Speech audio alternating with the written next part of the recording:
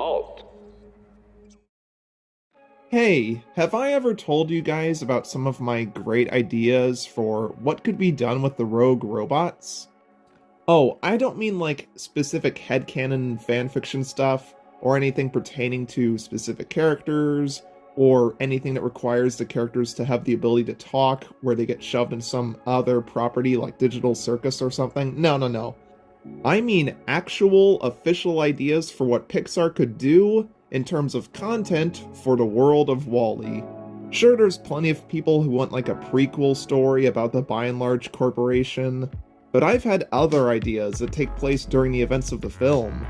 Sure, in the past I have thrown around the idea of a short film based around the rogue robots, but here's an idea that I've been tinkering around with for a long time.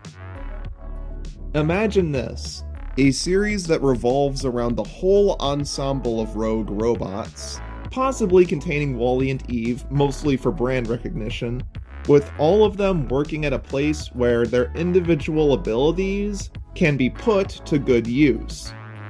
But in that case, what such place actually exists? Well, here's one, a country club. It has everything. Pool service, restaurants, bars, golf, tennis, spas, a hair salon, cargo that needs unloading, emergency standby units, everything that pertains to our merry band of misfits. Most episodes would only really focus on like a few characters at a time, and would mainly revolve around the antics and misadventures that the cast would get into while working at this place, serving the humans or maybe even working alongside them. And along the way, they learn to grow and evolve, fully embrace their quirks, and become closer as a family along the way. We already got the love story angle from the film, so why not branch out into true friendship a bit more? So yeah, doesn't that sound kinda cool? And this would probably take place when the Earth has been restored to its initial glory. The only issues would probably be the fear of kind of ruining the ambiguous ending of the movie itself, and the job of having to incorporate tons of live-action humans with 45 different robot models, if not more. But let's not get hung up on the technicals here. Today, we are talking about yet another one of those 45 robots. A character who we've dubbed as the Small Blue Robot.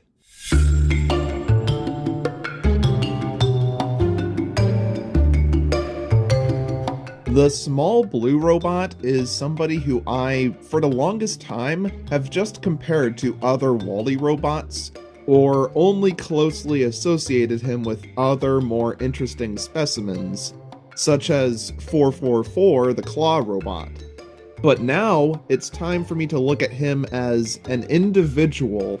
This should be interesting because, unlike characters such as Defib or Pincher, who feel like an event when I cover them, the Small Blue Robot is like the most average, normal, stock standard, non-flashy, found right off the street guy that I can think of. Not a single person has ever really requested for me to cover them, and I will admit, this probably won't be the most exciting episode of the series thus far, but I will still try my best to make it worth your while. Clearly a part of the refreshment class, the Small Blue Robots spend their time on the Axiom, brewing and heating up hot drinks for the human passengers. Piece of shit doesn't work. This is really all that they're good for, because their arms are specially made for pouring and carrying cups of the hot steamy stuff. Oh god, why is it cold? Also, it's kind of funny talking about this guy because it reminds me of that Lavazza coffee commercial from a few years ago, with that robot in it that everyone says looks like WALL-E, complete with Steve Carell and John Krasinski cameos. Wow. I mean, WALL-E meets The Office? Count me in. When I win, we're gonna watch Wall-E. Anyways, I'm getting sidetracked. So Starbucks Frappuccino Boy here is actually a part of a subgroup of robots who all serve drinks, comprised of him, our notorious one-eyed friend, and also this orange dude who we won't be talking about in this series. As for what connects them all, we'll have to inspect his design in order to find that out. Our supplier of espresso has a tall rectangular head with a square-shaped vision screen with 2 blue eyes, along with a pair of faded blue stripes going up his face. That's about as basic of a head design as you can get with one of these robots. His backside has a slight extension coming out of his lower body, and a faint B&L logo too. He also appears to have a barcode and number on both sides of his head. Too bad we can never make out what it says, because that would probably be the only time he's given an official name. 2 interesting things present on his design are, 1, how they distinguish what his job is. While the shaking one-eyed robot is seemingly meant for delivering exotic drinks, I think anyway, this little blue emblem on his front here confirms that he's meant to transport small mugs of coffee, or some really hot tea, whichever. Yummy tea!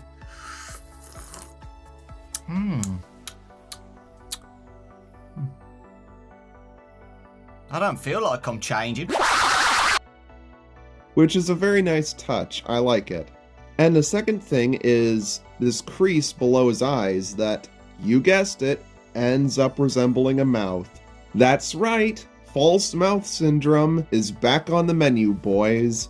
Now, I know I've beaten this topic like a dead horse, but come on, you seriously can't look at this character without thinking they have a constant straight face on all the time. It really helps to give him some personality, turning him into one of the most awkward-looking robots ever. Or at least the most until we cover the big red robot someday. Oh my god. After this point, his design starts to devolve into becoming kinda boring, as his limbs are just a one-to-one copy of those of, well, who else's? The same joints and forearms, the same dispenser, cup holder, and tank pieces, the same lack of any hands or claws, and so on. I won't go too in-depth about this, as you can just go watch this video if you want a closer look at his arms. And that's pretty much everything. There's only so much physically going on with this guy. He's a good example of Pixar using some pretty clever methods to reuse specific parts in order to build some of the other background characters. And while this isn't necessarily a problem per se, it definitely hinders this little guy from standing out on his own. Maybe they could have given him a big tank on his back to store more liquid in or something, I don't know. He's basically a less unique, less weird, less interesting version of the shaking one-eyed robot. Also, despite clearly being a barista, his design kinda gives off dentist vibes, weirdly enough. It's probably from all that junk dangling below his arms, honestly. But overall, I believe his design works just fine. It's serviceable. And sure, he might look a little derpy, so what? At least he doesn't make you drop a brick in your pants when you see him.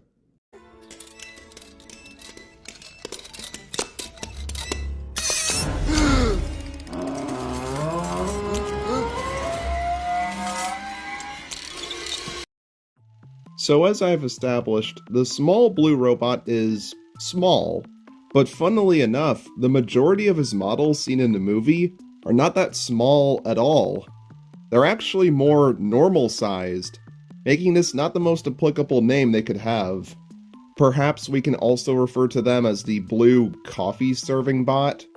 Regardless of the name, his model is very ubiquitous throughout the movie, commonly seen going up and down the hallways of the ship, but also passing by in the background of the common areas amongst all the humans. They go by just like that, and you probably didn't even notice them. A number of them can be found carrying little white mugs with them, which I'm sure are the exact perfect caffeinated beverages to keep people warm and perked up. Before coffee, after coffee. A few of them can be found on Earth at the end too, exploring their new home within the crowd of people. And I guess that leaves us with the Rogue Robot.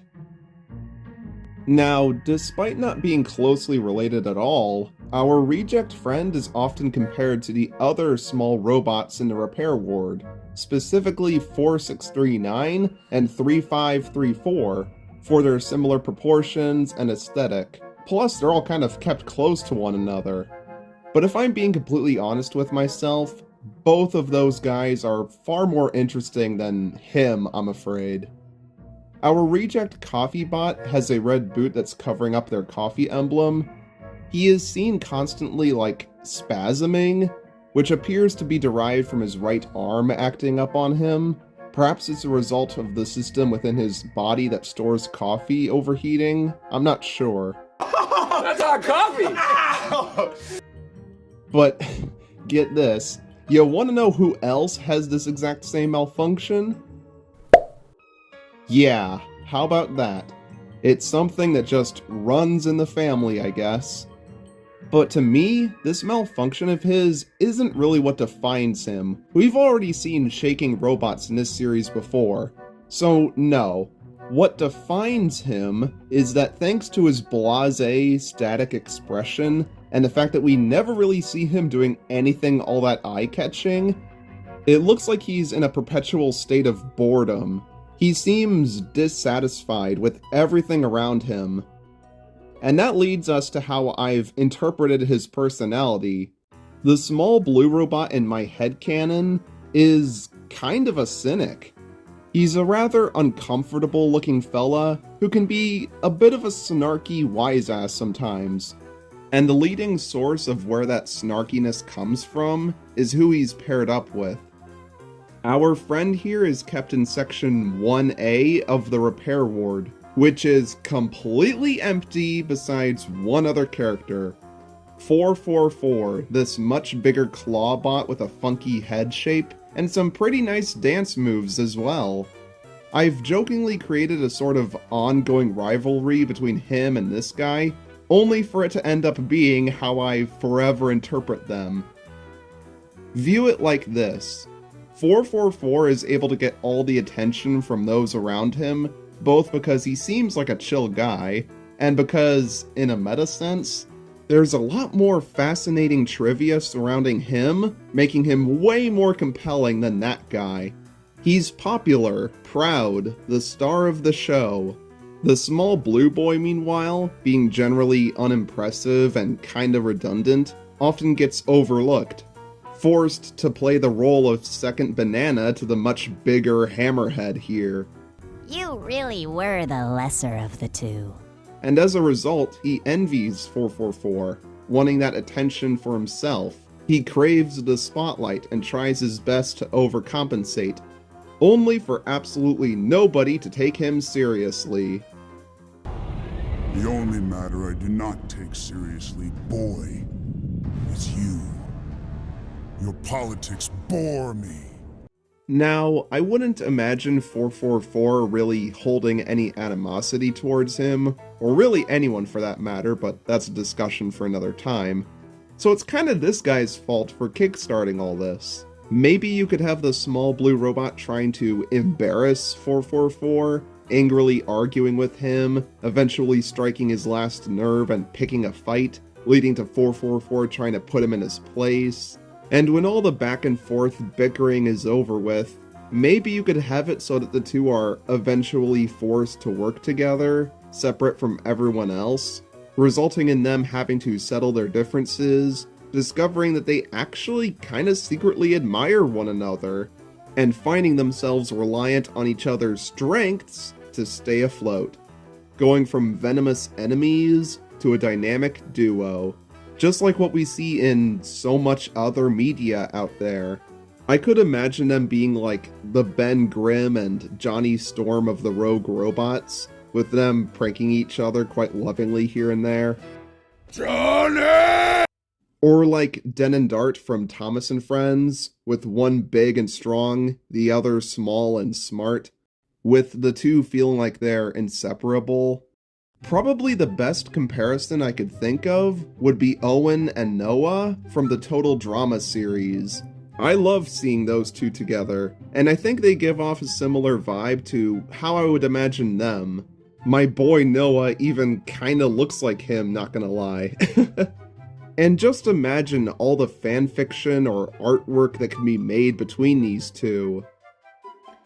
Amazing how so much story potential can come out of just two people sitting next to each other, going from jealousy and contempt to confiding in one another. It's honestly a treat getting to share this whole idea with you, as it's often difficult for me to even just think about one of them without immediately jumping to this whole shared bond thing. They're the big T and the little L. This is what defines him for me. I would go further in depth about these two's connection, but eventually I realized that it was basically just evolving into me glazing my own fanfiction, and I do pride myself on generally sticking to the facts in these videos, so perhaps I can save more of my personal interpretation of him and his friend in another video about rogue robot headcanons or something. But the main takeaway here is that these two are like PB&J, or as my fellow Cars viewers will understand, Eric Breaker and Spiky Phillips. They just feel inseparable, though with one of the two definitely being talked about more than the other again. But once we've mentally divorced him from his larger companion, let's investigate what he actually does on screen. Mr. cuppa.exe is usually spotted in the background of the repair ward, not really doing very much besides watching his arm shudder uncontrollably. Honestly, it would have been cool if we saw him leaking or spraying coffee at some point. Though he does fling his arms around in a goofy way when he watches Eve's plasma ray destroy the repair ward security. He then turns around to stare at Wally for a bit before watching everything in the room shut off. And just like that, he's been released. After escaping the place somewhere off camera, he runs down the hallways of the ship, floating atop the crowd of reject bots while doing a little jig, before coming to a halt amidst the stewards blocking his path. He's tucked behind a certain much larger blue robot, while the shaking one-eyed robot steadily sneaks up behind him. Totally not creepy at all. Also, a funny little goof I noticed, sometimes he is seen randomly carrying a little coffee mug around him from time to time, and man is that a little mug. Just another animation mistake where a reject bot is seen carrying something that they clearly shouldn't be. After getting his picture taken, he darts past the steward bots and turns right at a nearby intersection, with 444 following suit. And that's about it. That might have been the shortest rundown of a character's scenes I've ever actually done. Yeah, you can tell why I put so much more emphasis on my pairing and story arc ideas here, because there just isn't much else to talk about with the man himself. I've always felt like he was just thrown in there so that Mr. Dancy Pants could have some company. But once you actually, connect the two together, their contention and eventual rapport has the potential to be something really fun. When characters are on their own, they can be perfectly fine, but when contrasted with each other, they become so much more. I think that applies to pretty much all of the robots, wouldn't you think? And let's wrap things up now with our traditional look at all his appearances outside of the movie. His full body image makes a good round of cameos, but every time it shows up, it's either really far away, has a ton of motion blur over it, or half of it is straight up cut off by the side of the screen. Darn it. You can see one of his model standing around in the background of the short film Bernie, just kinda chilling. In the behind-the-scenes featurette titled Geekorama, there's a little pre-rendered glimpse of the scene featuring Purdy dressing up Wally, where in the background we can find the small blue robot still hovering around, shivering. Speaking of pre-rendered shots, This shot also features our man in a bright pink color scheme, bouncing his way down the hallway. And lastly, the reject bot himself got to be present on the cover image for the Build-A-Bot game, which must have been quite the honor for him. It also must be an honor for him to be featured in quite a few pieces of fan art, which is always good to see. I mean, is it not? Bro, what the heck is in my drink? So, when judging the small blue robot based off of his own merit, this guy's not very substantial. He merely exists to act as your default background robot, someone who unobtrusively blends into the crowd so that others can more easily stand out.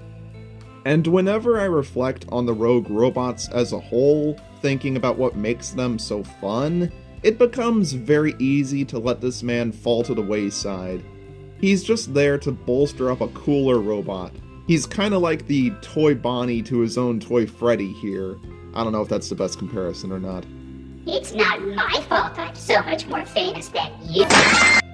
He's pretty unremarkable, pretty forgettable, and there's really only so much you can do with his whole job of acting like a barista.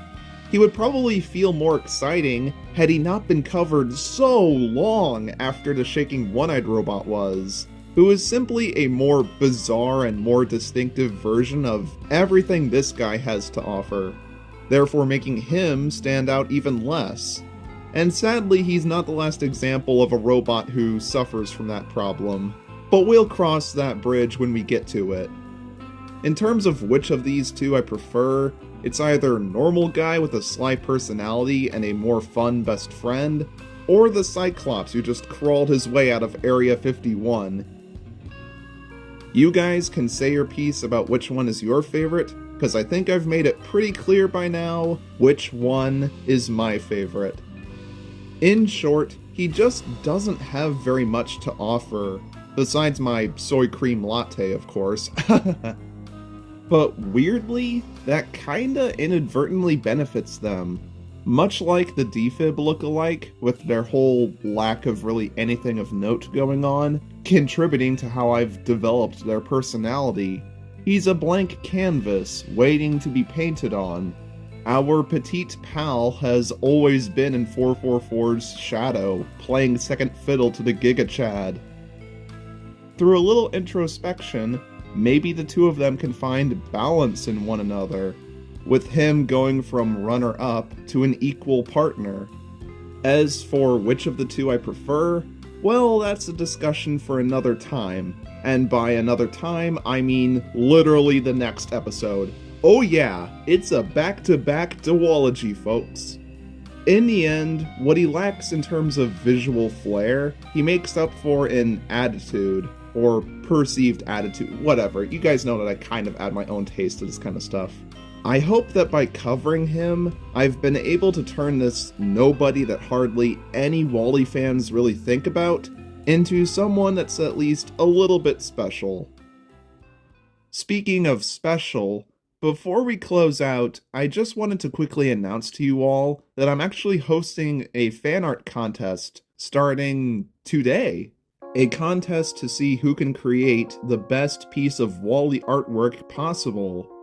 Anyone can participate and create as much artwork as they would like in any form you want to be submitted, so long as it's related to the film, and obviously done without AI, but that should go without saying. I've been heavily inspired by this fanbase's talent lately, and I really want to try and give back to you guys. I will look through the results accordingly, and proudly show off everyone's work. The person with, in my opinion, the best piece of artwork will be declared the winner, and get to be the focus of a little interview on the channel, whether it be done live or through a message-based question system. It all depends on how you feel about it, whatever you decide. The deadline is currently vague, but I have a date floating around sometime this summer, I want to say. So don't rush yourselves or anything, I just wanted to let you guys know ahead of time, in case you're curious. I also want to remind you that while I do scavenge the internet for fan art to collect when it comes to WALL-E, my Discord server is easily the best place to show me what you've made. So if you want to join in on the fun, that's likely the best place to share your creations. And with that all out there for you guys to think about, I will see you in the next one. Bye bye!